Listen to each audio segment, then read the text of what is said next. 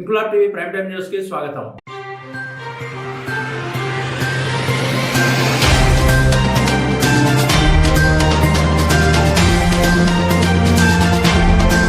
రాజన్న సిరిసిల్ల జిల్లా ముస్తాబాద్ మండలంలో నూతనంగా ఎన్నుకోబడిన పాలకవర్గం సర్పంచ్ అధ్యక్షతన గ్రామ సభ నిర్వహించారు. గ్రామస్తులు, పలు పార్టీలకు చెందిన నాయకులు గ్రామ సమస్యలపై అధికారులను, సర్పంచ్ ను ప్రశ్నించారు. గ్రామంలోని ప్రధాన సమస్య అయిన డంపింగ్ యార్డ్ ను వేరే చోటుకు మార్చాలని, అనుమతులు లేకుండా జరుగుతున్న అక్రమ నిర్మాణాలను అరికట్టాలని, ఇందిరమ్మ కాలనీలో భూ కబ్జాలు పంచాయతీ అధికారుల కనుసనలో జరుగుతున్నా పట్టించుకోవడం లేదని మాజీ ఎంపీటీసీ గుండెల్లి శ్రీనివాస్ ధ్వజమెత్తారు. పారిశుధ్య కార్మికులకు జీతాలు సకాలంలో అందేలా చేయాలని, మహిళా భవనం కావాలని మహిళా సమాఖ్య వారు కోరారు. గ్రామంలోని పలు సమస్యలపై గ్రామస్తులు ప్రశ్నిస్తుంటే గ్రామ కార్యదర్శి మౌనం వహించడంతో ఆశ్చర్యపోవడం గ్రామస్తుల వంతయ్యింది. చివరగా అధికారులు, పాలక వర్గం గ్రామంలోని పలు సమస్యలపై స్పందించి పరిష్కారం అయ్యేటట్లు చేయాలని గ్రామస్తులు కోరారు. ఈ కార్యక్రమంలో గ్రామ నూతన పాలక వర్గం కార్యదర్శి, ఏఎన్ఎం, ఆశా వర్కర్లు, అంగన్వాడీ కార్యకర్తలు, పలు పార్టీలకు చెందిన నాయకులు, గ్రామస్తులు పాల్గొన్నారు.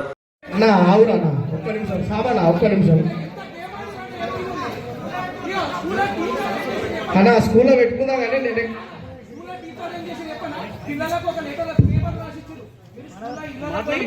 మా పోస్టులు పోతే మీరు ఇగో మీ మేడం, మీ అమ్మ నాన్న దగ్గరికి పోయి స్కూల్ కలుపుడు ఇష్టం లేదు అని చెప్పుకుంటా మొత్తం వాళ్ళందరూ కూడా పిల్లలందరినీ మౌల్డ్ చేసిరు. సార్ అందరు, టీచర్లు అందరూ వాళ్ళని వచ్చేసిన తర్వాత మళ్ళీ మేము పోయి మనం మాట్లాడితే పిల్లలందరూ కన్విన్స్ అయ్యారు. సంవత్సరాలు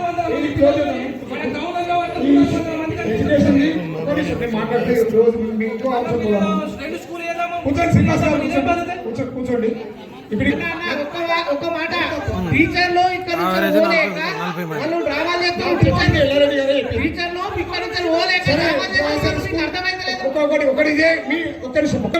రాంగ్ ఫీడింగ్ ఏ ఫీడింగ్ అనే టీచర్ అడుగుతా. మేము కూడా వస్తాం. ఇంకోటి, స్కూల్ మాత్రం అది ఒక్కటే ఉంటేనే మంచిగా. స్కూల్ ఇంకో విషయం శ్రీనివాస్ అన్న నేను వాదిస్తాను, నేను చెప్తా, విషయం చెప్తాను. ఎందుకంటే మీరు అప్పుడు లేరు కలిగిందంటే సార్ అంతా గేమ్ ఆడిరు. ఇప్పుడు కూడా ఇయ్యాల కూడా విషయం లేవడానికి మీకు రీజన్ తెలుసా అన్న? నీకు తెలియదు ఇప్పటికి కూడా మీరు అనేది రైట్. అలాంటి డిప్రెషన్ అయితే దూరం పడతాడు.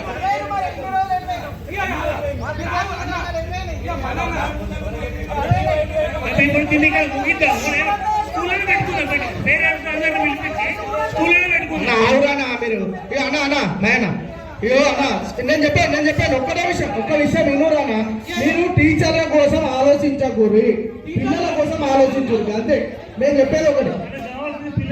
పిల్లల కోసం ఒక స్కూల్ కాకపోతే 3 స్కూల్ చేద్దాం, ఒక్క స్కూల్ కాకపోతే 3 స్కూల్ చేద్దాం, కానీ పిల్లల కోసం ఆలోచన చేద్దాం. పిల్లలను తెలుసుకొని మాట్లాడు. ఇప్పుడు 13 మంది వస్తే 2 టీచర్లు వస్తారా?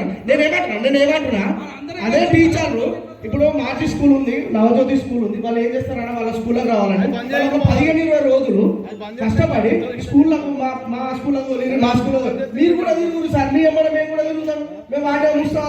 ఇది నేను ఏమంటున్నా అంటే 13 మంది కాదు, 100 మంది దొరుకుతాం, వాళ్ళకు మోటివేషన్ చేద్దాం. మనం ఏం చేద్దాము, మా స్కూల్లో ఏం చేద్దాం.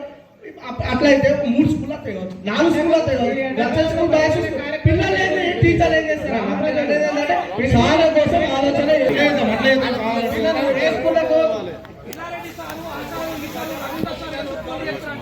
అన్నాను. ఒక్క విషయం, ఎందుకు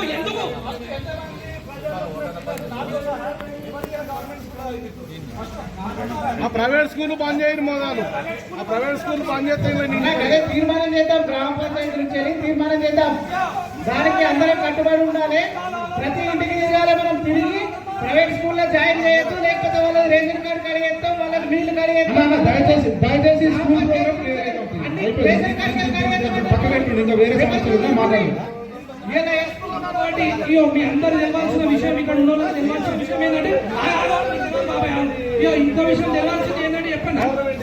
ఇంకో విషయం, సార్ అందరూ ఫోన్లు చేస్తారు ఇక్కడ ఉన్న నాయకులకు, లోకల్ లీడర్లకు. ఎందుకంటే ఒకసారి ఫోన్ రూపేట వేయండి, ఇంకోసారి కొత్తపల్లి వేయండి, ఇంకోసారి ఇందూరు వేయండి. వాళ్ళు ఏమంటే మీరు మాట్లాడే నువ్వు అన్నారు కేవలం సార్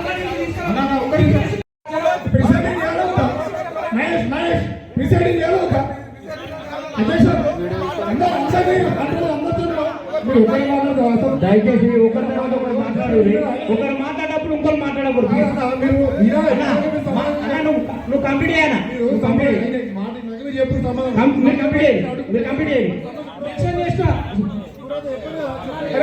నేను నీకు వచ్చేది అర్థమైంది. అక్కడ ఎంపీటీసీ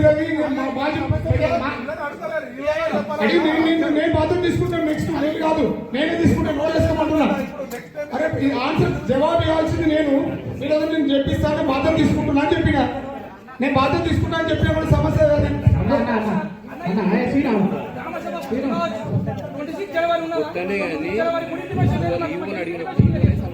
అయితే రెగ్యులర్ గా చాటింగ్ చేసుకుంటే సార్ అన్న రెగ్యులర్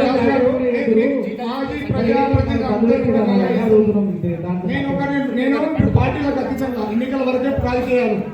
ఈ ఏ మీటింగ్ అయినా నేను చెప్పినా కూడా ఎంపీడీసీల విషయం వచ్చేసరికి నేనే మాజీ ప్రజాప్రతినిధులను పెట్టినా, నేనే చెప్పినా.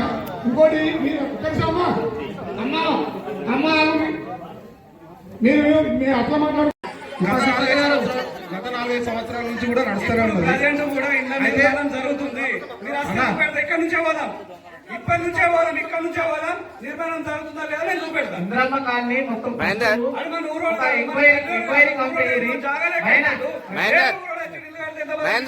పాలకవర్గం ఏర్పాటు నుంచి వాస్తవం మీ పాలకవర్గం దయచేసి సర్పంచ్ గారు ఉప సర్పంచ్ గారు ఇందిరమ్మ కాలనీలా ఫస్ట్ మన ప్లాట్లేని ఉన్నాయి.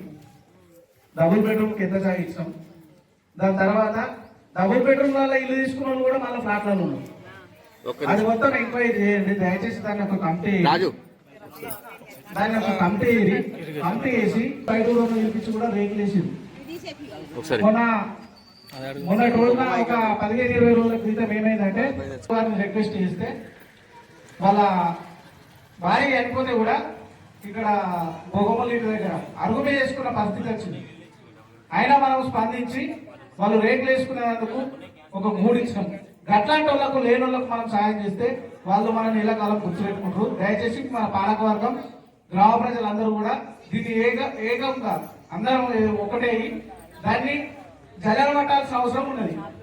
ఎందుకంటే వీళ్ళు ఉన్న వాళ్ళకు మళ్ళీ ఆడ ఫ్లాట్లు ఉన్నాయి. కొద్దిగా మంది దయచేసి ఒకరి తర్వాత ఒకరు మాట్లాడాలి. ఒకరు మాట్లాడేటప్పుడు ఇంకొకరు మాట్లాడకూడదు. నువ్వు కంప్లీట్ అయ్యానా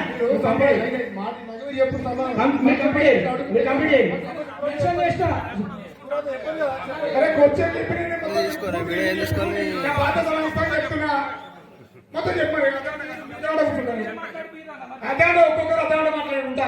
నేను నీకు వచ్చేది అర్థమైంది. అక్కడ ఎంపీటీసీ నేను బాధ్యత తీసుకుంటాను. నెక్స్ట్ నేను కాదు, నేనే తీసుకుంటాను.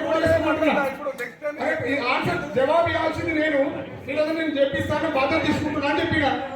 నేను బాధ్యత తీసుకుంటా అని చెప్పిన కూడా సమస్య కాదు.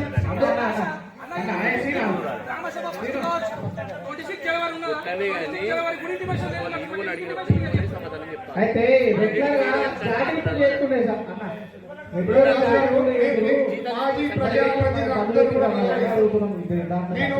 అన్న పార్టీలకు అతీతంగా ఎన్నికల వరకే ఇంక్లాబ్ టీవీ వీడియోలు మీకు నచ్చినట్లయితే లైక్ చేయండి, షేర్ చేయండి, కమెంట్ చేయడం మర్చిపోకండి. సబ్స్క్రైబ్ చేయని వాళ్ళు వెంటనే సబ్స్క్రైబ్ చేసుకోండి. మా వీడియోలు మీరు వెంటనే చూడాలనుకుంటే కింద ఉన్న గంట సింబల్ని గట్టిగా కొట్టండి.